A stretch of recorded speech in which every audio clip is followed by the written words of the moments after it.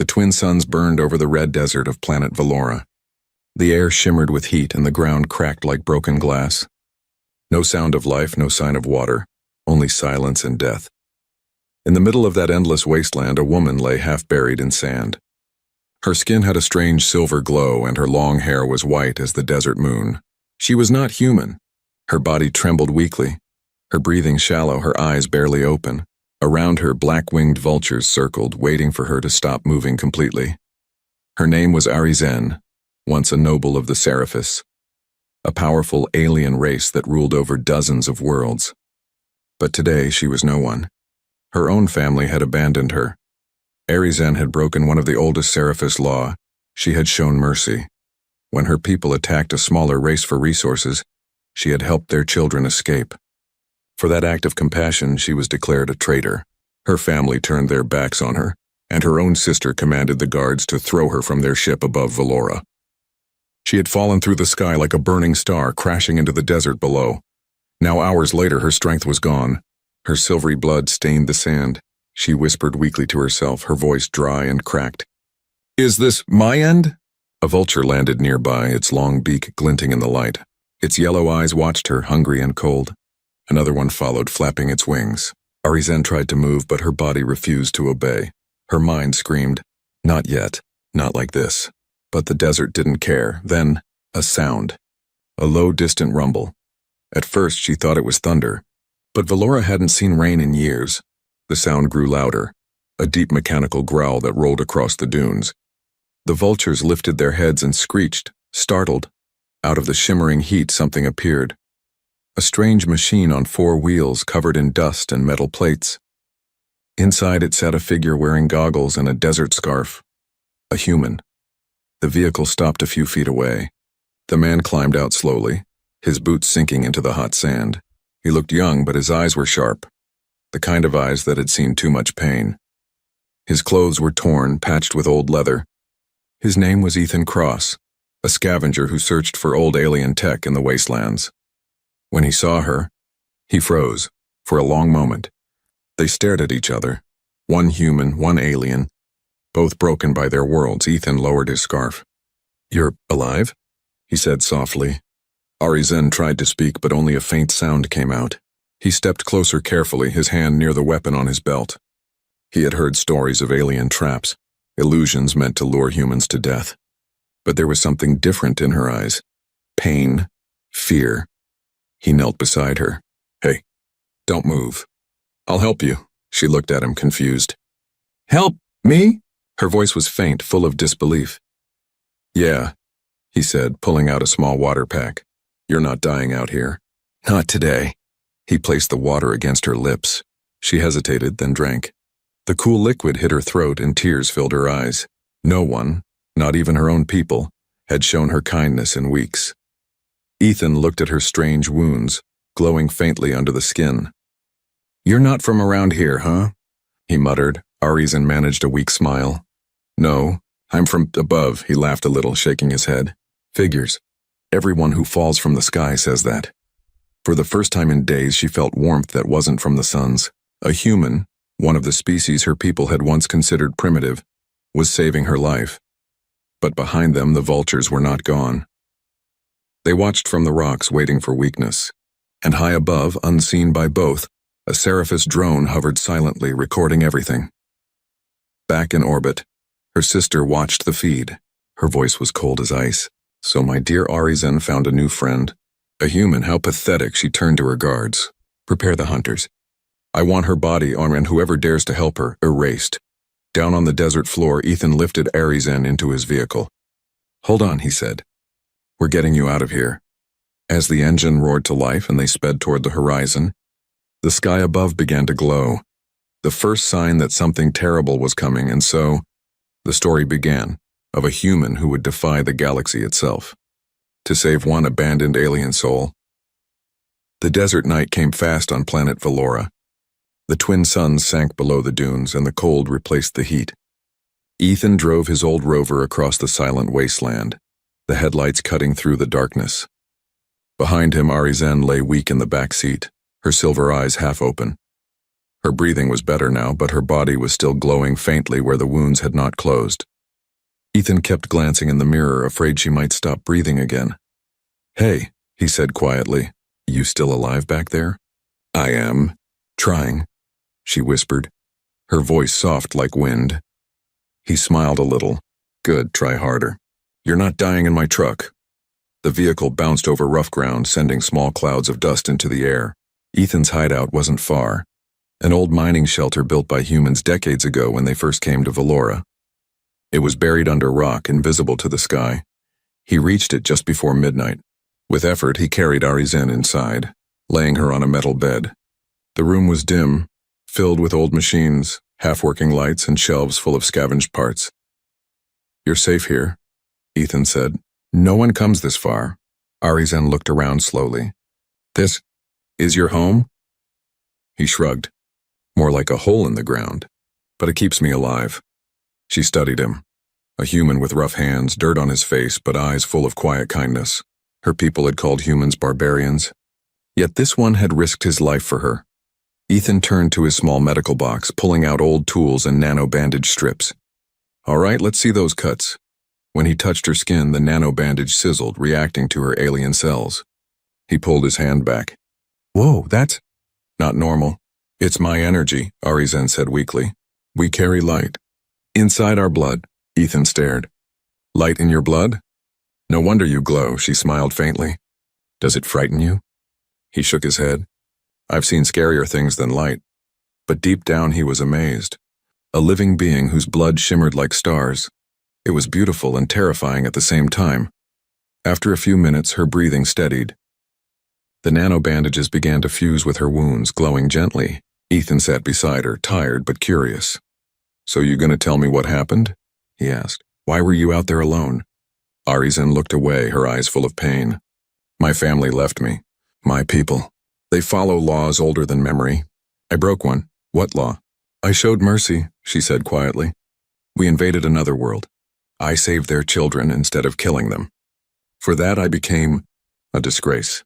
Ethan didn't speak. He had heard stories about the Seraphis, powerful beings who ruled the stars with cold logic. But hearing it from her made it real. "They threw me from our ship," she continued. "Said the desert would finish me." He clenched his fists. "Cowards. You helped someone and they punished you for it?" She nodded slowly.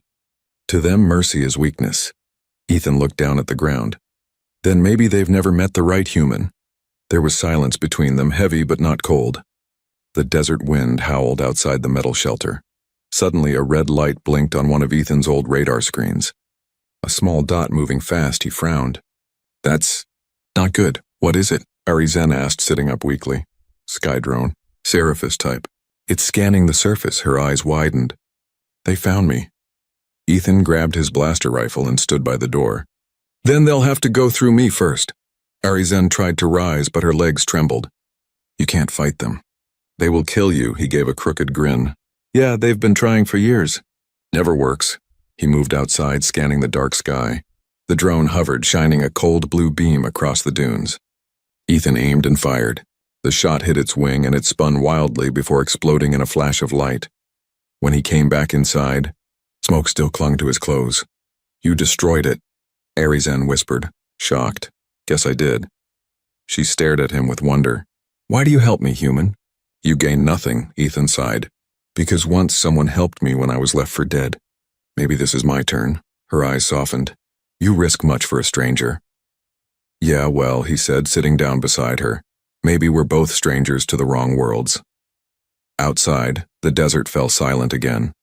But far above, among the stars, Seraphis ships began to move. Her sister had seen the destroyed drone Utag, and she was furious. "Find her," the sister commanded, "and kill the human who dares to protect her." Back underground, Ethan poured water into a cup and handed it to Arizen. "Get some rest," he said. "Tomorrow we figure out how to get you off this rock." As she closed her eyes, a faint smile touched her lips. For the first time since her fall, she felt safe. But neither of them knew. Their journey had just begun. Morning came slowly on planet Valora. The pale light of the twin suns slipped through cracks in the rock, painting golden lines across the floor of Ethan's shelter. Dust floated in the air like silent ghosts. Ethan woke first. He sat up, rubbing his tired eyes, and checked the radar again. The screen was quiet, no signals, no drones. But he didn't trust the silence. The Seraphis were hunters. They didn't stop after one failure. He looked toward Ari Zen. She was still asleep, her silver skin glowing softly in the dim light. For a moment, he forgot she was from another world. She looked peaceful, almost human. He walked quietly to his small workbench and began repairing a weapon part. His hands moved automatically, twisting wires, checking circuits. But his mind was elsewhere. Why had he saved her? Why risk his life for someone who wasn't even human? Because he thought no one deserves to die alone. Suddenly, Ari Zen stirred. She sat up slowly, her hair shining like white fire. "Ethan," she said softly. "The air feels heavy." He paused. "What do you mean?" She closed her eyes, sensing something unseen. "There is energy. Below us, old energy. It feels alive." Ethan frowned. "Alive. It's just rocks and sand down there." "No," she said, standing weakly. "There is something sleeping beneath." Before he could answer, the ground trembled. A deep rumble rolled through the shelter, shaking the walls. Dust fell from the ceiling. Ethan grabbed his rifle. "That's not good." Ari Zen moved to the center of the room. Her hands glowed faintly, silver light spreading across the floor. Symbols appeared, glowing lines and circles carved deep into the rock. Ethan stepped back. "What in the name of— It's Seraphis tech," she said. "Ancient. My people used to bury our machines when we left a dying world." The ground split open, revealing a staircase made of black metal. Cool air rose from below. Ethan's eyes widened. "You're telling me there's a secret alien base under my home?" Ari Zen nodded slowly. "Yes, and it may be the only thing that can save us." He hesitated only for a moment. "All right," he said, grabbing a flashlight. "Let's go see your ghost machine." They walked down into the darkness. The stairs seemed endless, and the air grew colder with every step. Strange lights flickered on the walls, symbols of stars, planets, and wings. Finally, they entered a huge chamber. It was filled with floating crystals, metal structures, and a giant circular device in the center. The machine pulsed faintly like a sleeping heart. Ari Zen approached it slowly, her hand trembling. "This is an arc core," she whispered. "A ship engine that can bend time and space. I thought all of them were destroyed." Ethan stared in awe. "You mean this thing can fly?" "Not just fly," she said. "It can travel between stars in a breath. But it has been sleeping for centuries." He whistled softly. "Well, let's wake it up." Ari Zen smiled sadly. "It's not that simple. The core needs energy, the kind only Seraphis blood can give." Ethan looked at her glowing hands. "You mean your blood?" She nodded. "Yes, but it will weaken me, maybe kill me." He shook his head. "Then forget it. We'll find another way." She stepped closer to the machine. "Ethan, if we don't activate it, my people will find us. And when they do, they'll kill you first." He clenched his fists, jaw tight. "You're not dying again, not while I'm here." But she was already touching the core. Silver light spread from her hands, rushing through the chamber. The walls shook, the crystals sang like wind chimes, and the floor glowed with power. Ethan shielded his eyes. "Ari Zen." Her voice echoed, weak but steady. "It's waking. I can feel it." Then silence. The light faded. She collapsed to the ground. Ethan rushed to her side, lifting her head. "Hey, stay with me." Her pulse was faint, her skin dim. But beneath them, the machine began to hum, alive again after 1,000 years. A deep voice, mechanical but calm, filled the chamber. "Arc core activated. Identify command." Ethan looked around, stunned. "What the hell?" Ari Zen opened her eyes just enough to whisper. "Say your name. It will listen." He hesitated. "Ethan Cross." Acknowledged. Human signature accepted. "Welcome, Captain Cross." The room filled with blinding light. When it cleared, holographic screens surrounded them, showing stars, planets, and Seraphis ships moving in orbit. Ari Zen whispered, "They're coming. We have little time." Ethan looked at the glowing console. "Then we fight back. You gave this machine life. Now let's make it count." Far above, the Seraphis fleet turned toward Valora. The hunters were on their way. The air in the underground chamber hummed with strange energy. The arc core pulsed like a living heart, sending blue light racing through the ancient walls. Ethan stood at the control panel, breathing hard. His reflection shimmered on the metal surface, eyes wide with disbelief. He was no pilot, no hero, just a scavenger from the dust. Yet now the voice of a forgotten machine called him captain. Behind him, Arizen lay weak but alive. The glow on her skin had dimmed, but her breathing was steady. Ethan knelt beside her, brushing the sand from her hair. "Hey, you did it," he whispered. "You woke it up?" Her lips curved into a faint smile. "The Corps listens to you now. You carry its command." "Me?" Ethan laughed softly, shaking his head.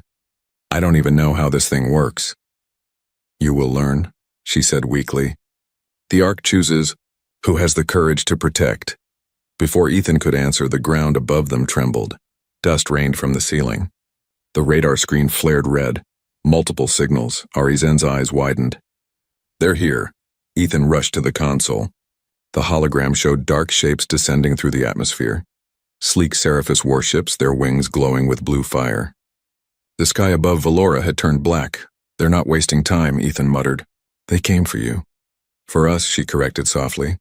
"You are part of this now." He glanced at her, confused but determined. "Then we fight together." The Ark Corps' voice spoke again, deep and calm. "Warning, hostile energy detected. Recommend activation of defense protocol." Ethan blinked. "Defense protocol?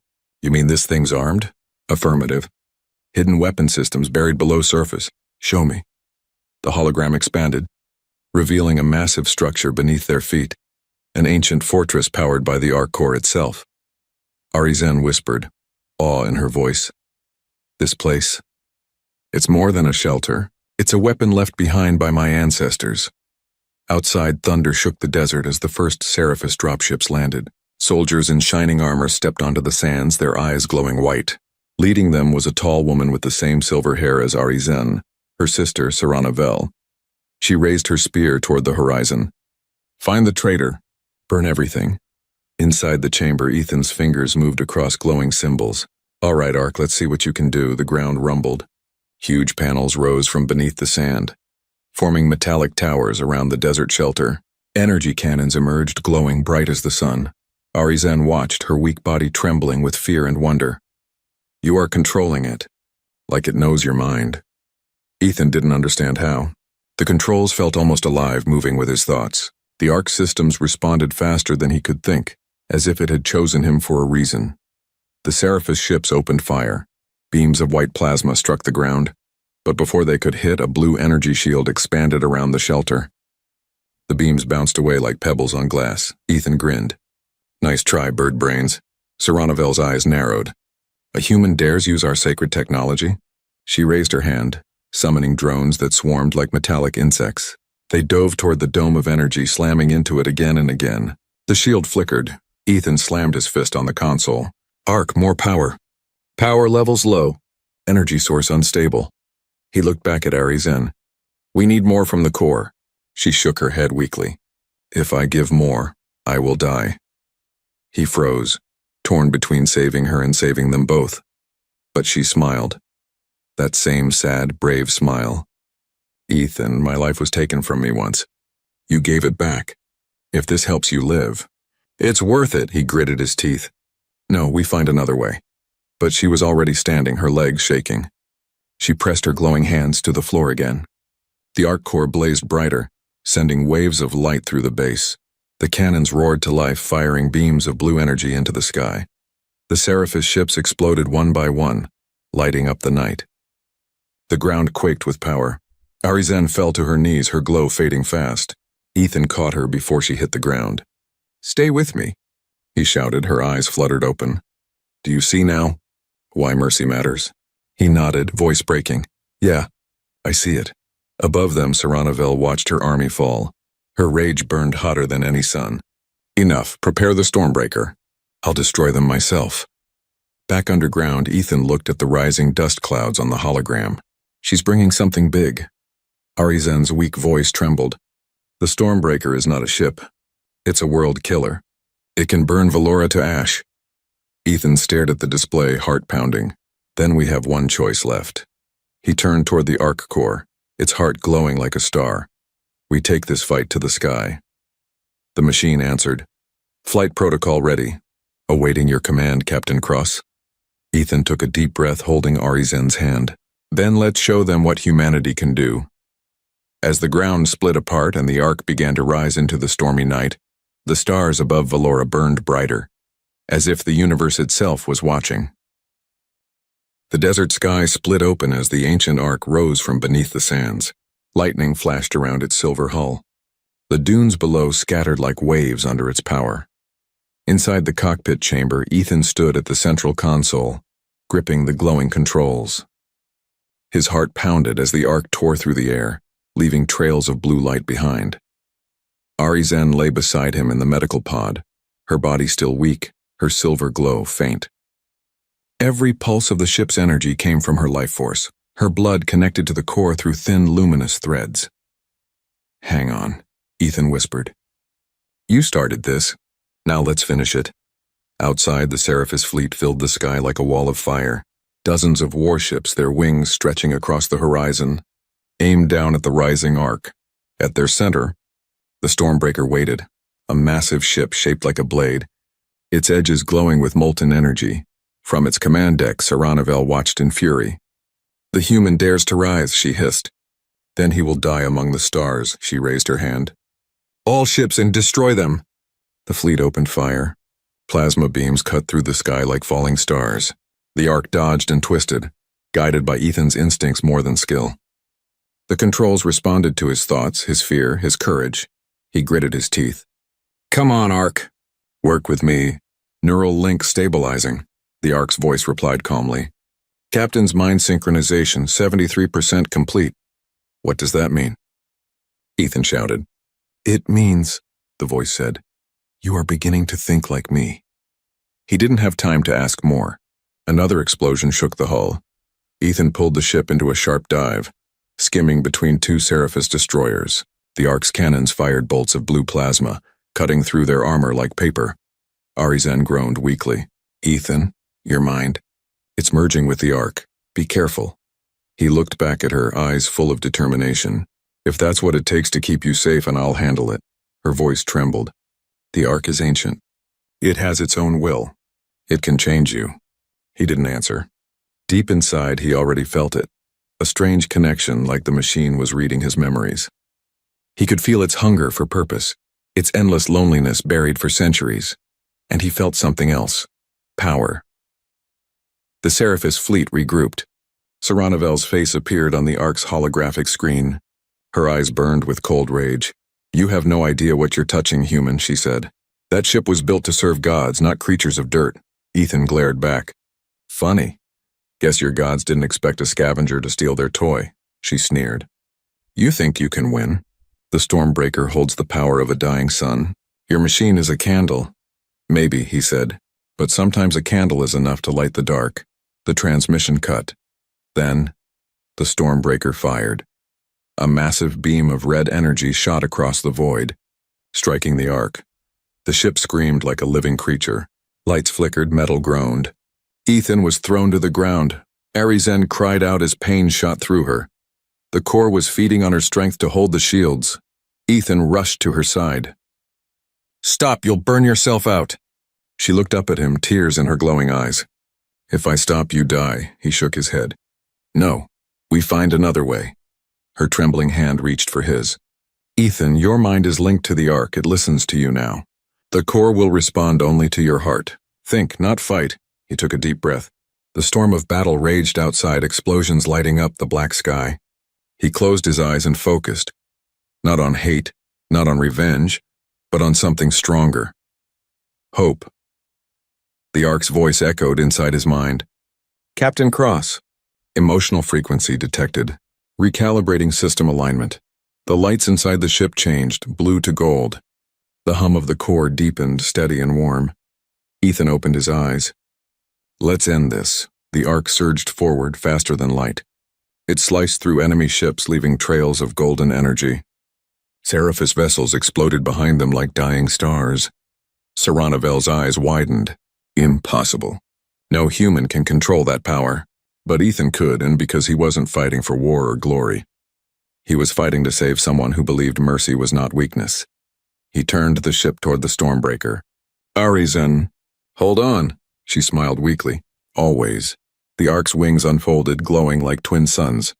Final charge sequence initiated, the voice said. Impact course locked. Ethan gripped the controls. Let's show her what humanity can do.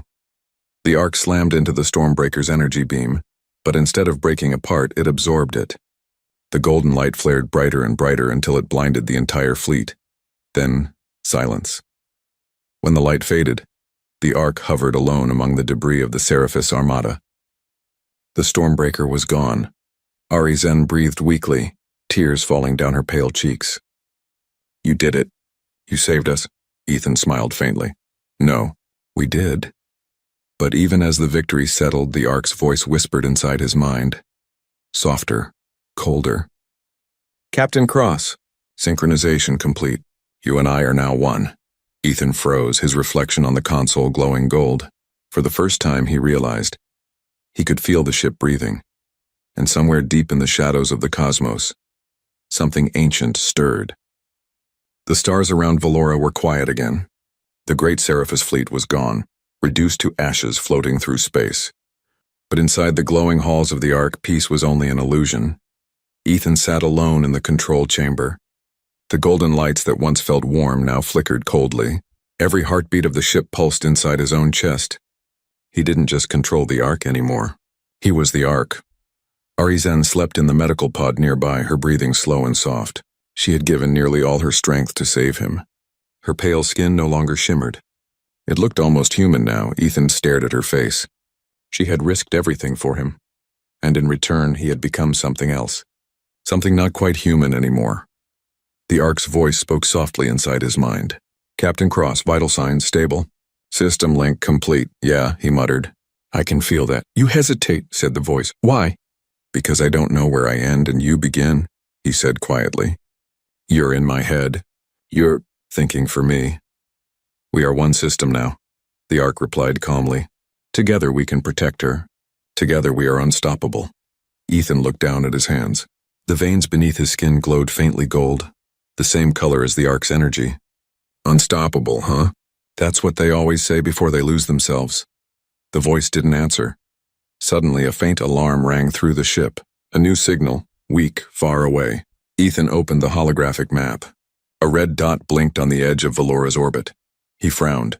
Another ship? Don't tell me there's more of them.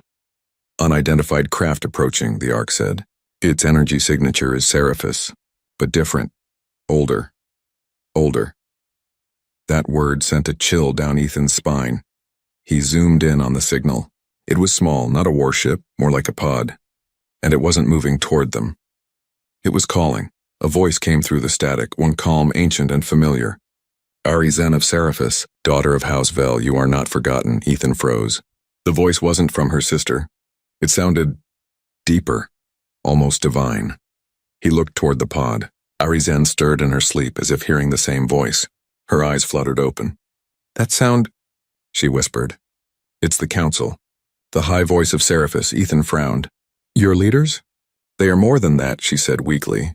They are the ones who created my people, the ones who left the Ark behind. The voice continued. Return what is ours, or both your lives will end. The Ark must not belong to a human. Ethan clenched his fists. Oh, I'm sorry. You had your chance. Now it belongs to me. But the Ark's lights flickered uneasily. Captain, the signal carries override codes. They can command my systems. Ethan's eyes widened. You mean they can control you? Yes, unless I resist. But resistance requires complete fusion. Fusion? Ethan whispered. What happens if we do that? Then there will be no separation between you and me. Your body will cease. Only thought will remain. Arizen's voice trembled. Ethan, no. If you merge with it, you'll lose yourself forever. He looked at her, torn. If I don't, they'll take the Ark. And you'll die. She shook her head, tears glowing in her eyes. Please, you've already given enough. He smiled sadly. You once told me mercy isn't weakness. Maybe sacrifice isn't either. Before she could stop him, Ethan placed his hand on the glowing console. The Ark's core reacted instantly. Golden light flooded the room. His body lifted from the floor, his veins blazing like fire. Ethan! Arizen screamed, running toward him. But an invisible force held her back. The Ark's voice echoed, now mixed with his own. Fusion sequence initiated. Human consciousness merging with central core. Pain shot through Ethan's mind, but he didn't pull away. He saw flashes, memories, stars, forgotten battles, and lifetimes the Ark had lived before him. He saw civilizations rise and fall, planets burn, and silence follow. He gasped. "You've been alone for so long." "Yes," the Ark replied, its tone softer now. "And you were the first to speak to me, like I was alive." Ethan smiled faintly. "That's because you are." The golden light dimmed. The fusion stopped halfway. Ethan fell to his knees, gasping. Arizen rushed to him, holding him tightly. "Why did you stop?" she whispered. He looked into her eyes, his voice trembling. "Because it doesn't need another machine, it needs a human heart." The Ark's voice came again, quieter now, almost emotional. "Captain Cross, your logic is flawed, but your choice is understood." The lights in the ship steadied. The override signal from the Seraphis Council faded into silence. Arizen held him close. His glow began to fade and his breathing slowed. "You saved us again," she said softly. "But at what cost?" He smiled weakly. "I'm still here. Just a little more." Golden than before, the Ark spoke once more.